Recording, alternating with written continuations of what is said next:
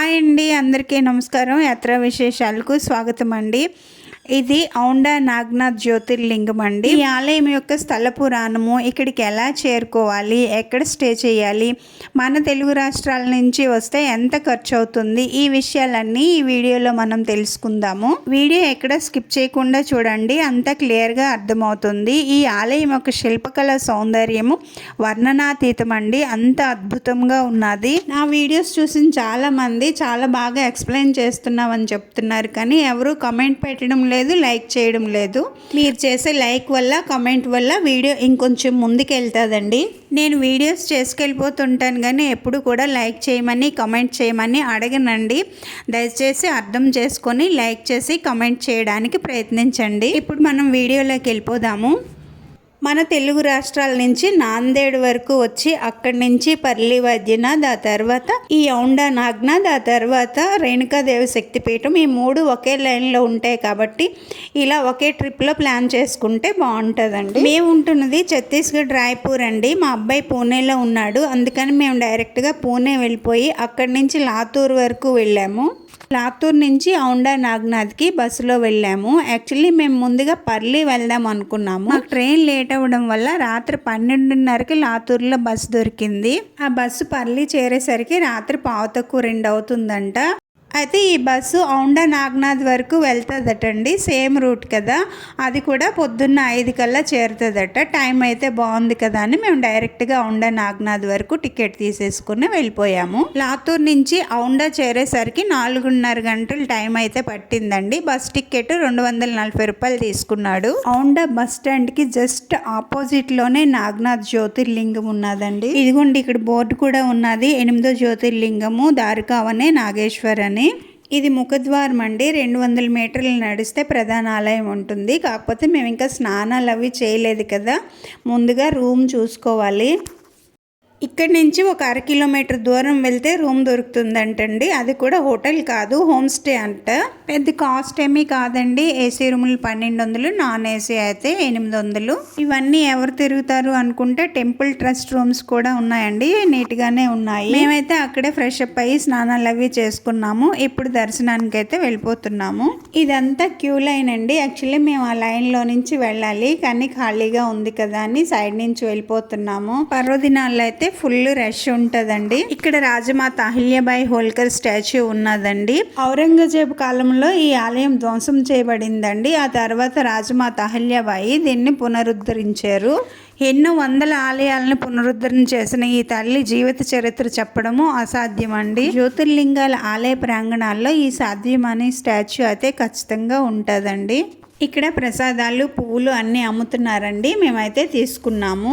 ఈ పక్కనే చెప్పుల స్టాండ్ ఉన్నదండి, ఫ్రీగా యూజ్ చేసుకోవచ్చు. కాకపోతే మేము ఈ షాప్ దగ్గరే పెట్టేశాము. నేను ఏ క్షేత్రంకి వెళ్ళినా కూడా ఈ గంధం రాసి బొట్టు పెడతారు కదా, అది నాకు చాలా ఇష్టం, నేను పెట్టించుకుంటాను. మహారాష్ట్ర సైడ్ అయితే ఆడవాళ్ళకి చంద్రవంక పెడతారండి, చాలా బాగుంటుంది. ఇదిగోండి, మా వారికి కూడా బొట్టు పెట్టించేశాను. ముఖద్వారం దగ్గరలో ఉన్న ఎంట్రన్స్ అండి ఇది. ఇదిగోండి, అటువైపు నుంచి రావాలి.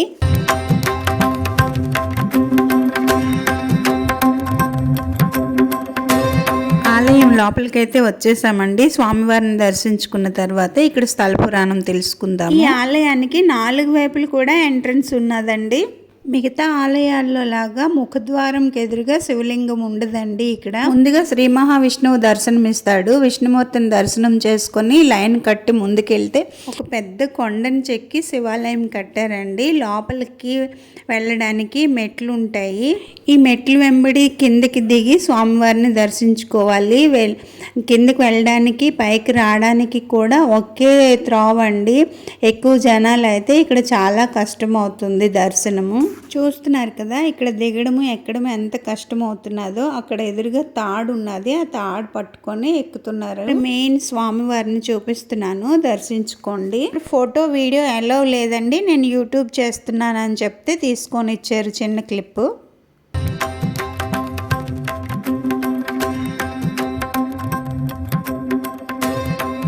ఇప్పుడే అభిషేకం అయింది కాబట్టి నిజరూప దర్శనం అయిందండి. కాసేపు పోయాక ఆ తొడుగు వేసేస్తారు. ఈ శివుడు ఎదురుగా నందీశ్వరుడు ఉండడండి. దానికి ఒక స్టోరీ ఉన్నది, తర్వాత చెప్తాను. ఇంకా దర్శించుకొని బయటకు వచ్చేసరికి ఇక్కడ భజనలు కీర్తనలు పాడుతున్నారండి. కాసేపు ఇక్కడ కూర్చున్నాము. దీన్నే సభా మండపం అంటారటండి. 8 స్తంభాలతో రౌండ్గా ఉన్నది.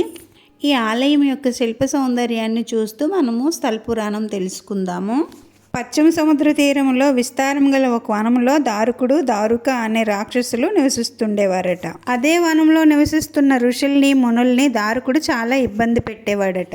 పార్వతీదేవి వరప్రసాద్ అయినటువంటి దారుక ఆ వనాన్ని ఆకాశ మార్గంలో ఎత్తుకుని పోయి సముద్రం మధ్యలో ఉంచిందట. అక్కడ రాక్షసులందరూ నిశ్చింతగా ఉంటూ ఋషుల్ని మునుల్ని ఇంకా ఇబ్బంది పెట్టేవారు. వీళ్ళలో సుప్రియుడు అనే మహాశివభక్తుడు శివపూజ చేయింది అన్నపానీయాలు ముట్టేవాడు కాదటండి.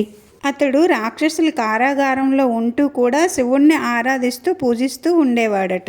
ఈ విషయం తెలుసుకున్న దారుకుడు వెంటనే ఆ భక్తుడిని చంపేయవలసిందిగా ఆదేశించాడు. ఇది తెలుసుకున్న సుప్రియుడు శివుడిని ప్రార్థించగా మహాదేవుడు వచ్చి రాక్షసులందరినీ సంహరించాడట. ఆ తర్వాత శివపార్వతులు అక్కడ ఆవిర్భవించి శివుడు నాగేశ్వర జ్యోతిర్లింగంగాను పార్వతీదేవి నాగేశ్వరిగాను పూజలు అందుకుంటారు. ఇక్కడ గర్భగుడిలో నందీశ్వరుడు ఉండడని చెప్పాను కదా, ఆ స్టోరీ తెలుసుకుందాము. ఒకనాడు సంత్ నామదేవ్ అనే శివభక్తుడు ఔండా నాగనాథ్ ఆలయంలో భజన చేస్తూ కీర్తనలు పాడుతున్నాడట. అదే సమయంలో ఒక బ్రాహ్మణ బృందము అక్కడ రుద్రమంత్ర పఠనం చేస్తున్నారట. నామదేవ్ చేస్తున్న భజనల మూలంగా బ్రాహ్మణులకు తన పూజలకు అంతరాయం కలిగినట్లు అనిపించి వారు నామదేవ్ని గుడి వెనుక కూర్చొని పాడుకోమన్నారట. నామదేవ్ వారు చెప్పినట్లే గుడి వెనుక కూర్చొని పాడుకోనారంభించాడు.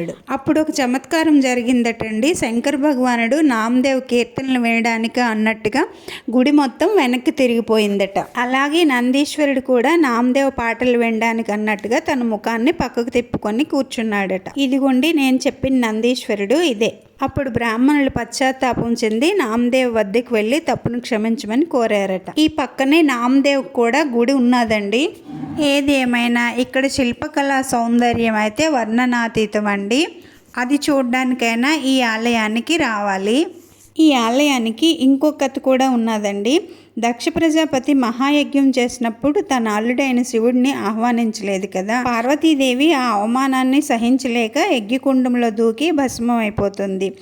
ఈ సమాచారం విన్న శివుడు దుఃఖంతో తల్లడిల్లిపోయి అడవుల్లో తిరుగుతూ అమర్దకం అనే విశాలమైన నదీ తీరాన తన శరీరాన్ని కూడా భస్మం చేసుకుంటాడు. ఆ తర్వాత కొంతకాలానికి వనవాసానికి వచ్చిన పాండవులు ఈ నదీ తీరంలోనే తన ఆశ్రమాన్ని ఏర్పాటు చేసుకుంటారు. వారి ఆవులు ఈ నదిలో నీళ్ళు తాగడానికి వచ్చి నీళ్ళు తాగిన తర్వాత పాలు దారల్ని నదిలో విడిచిపెట్టేవాడు. ఆ అద్భుతాన్ని భీముడు చూసి భీముడు ధర్మరాజుకి వివరించాడు. అప్పుడు ధర్మరాజు ఈ నదిలో ఎవరో దివ్య పురుషుడు ఉంటాడు అనగానే వెంటనే పాండవులు నదిలో నీటిని తీయనారంభించారట. నది మధ్యలో ఉన్న నీరు ఉడుకుతూ వేడిగా కనిపించిందట. అప్పుడు భీముడు తన గదతో నదిపై ప్రవాహం చేశాడట. నీరు వెంటనే విడిపోయి వెంటనే నీటికి బదులు రక్తధారలు కనిపించాయట. శంకరుని జ్యోతిర్లింగము నది గర్భంలో దివ్యంగా కానవచ్చిందట. అయితే ఎన్ని స్టోరీలు చెప్పినప్పటికీ కూడా ఈ ఔండా నాగనాథ్ ఆలయము జ్యోతిర్లింగం అవునా కాదా అనేది సందిగ్ధంలోనే ఉన్నదండి. మహారాష్ట్రలో ఉన్న ఈ ఔండా నాగనాథ్ ఆలయము, ద్వారకలో ఉన్న నాగేశ్వర ఆలయము, హిమాచల్లో ఉన్న జగేశ్వర ఆలయము, ఈ మూడు కూడా నాగేశ్వర జ్యోతిర్లింగం అని ఆయా రాష్ట్రాల వాళ్ళు వాదిస్తున్నారు. శివమహాపురాణం ప్రకారము నాగేశ్వర జ్యోతిర్లింగము పశ్చిమ తీరాన ఉన్నట్టుగా సూచిస్తుంది. దీన్ని బట్టి ద్వారకలో ఉన్న నాగేశ్వర జ్యోతిర్లింగమే అసలైన జ్యోతిర్లింగంగా పరిగణింపబడుతుందండి. ఈ ఔండా నాగనాథ్ జ్యోతిర్లింగాన్ని ఉప జ్యోతిర్లింగంగా భావిస్తారు. మీకు ఇంకా అనుమానంగా ఉంటే 2 జ్యోతిర్లింగాల్ని దర్శించుకోండి. ఇంకా ఇక్కడ బోల్డన్ని ఉపాలయాలు, ద్వాదశ జ్యోతిర్లింగ ఆలయాలు కూడా ఉన్నాయండి. ఇక్కడ శ్రావణ మాసంలోనూ మాఘమాసంలో వచ్చే షష్ఠికి శివరాత్రికి ఉత్సవాలు జరుగుతాయి. అప్పుడు చాలా రష్ ఉంటుందండి. మామూలు రోజుల్లో అయితే అంత రష్ ఏమీ ఉండదు. మేమైతే 6 గంటలకి దర్శనానికి స్టార్ట్ అయితే 8 కల్లా బయటకు వచ్చేసామండి. తొందరగానే దర్శనం అయిపోయింది. చక్కగా నామగోత్రాలతో పూజ చేశారు. మేము ఇక్కడి నుంచి అయితే పర్లి బైద్యనాథ్ వెళ్ళిపోతున్నాము. ఇక్కడ స్థల పురాణము నాకు తెలిసినంత వరకు చెప్పానండి. మీకు ఇంకేమైనా తెలిస్తే కామెంట్ బాక్స్లో కామెంట్ చేయండి. నచ్చితే లైక్ చేసి హైప్ ఇచ్చి కమెంట్ పెట్టండి. సబ్స్క్రైబ్ చేసుకోవడం మర్చిపోకండి. సరే అండి, ఇవాళకి ఇంతేను. ఇంకో మంచి వీడియోతో మళ్ళీ కలుద్దాం. అంతవరకు సెలవు అండి. బాయ్.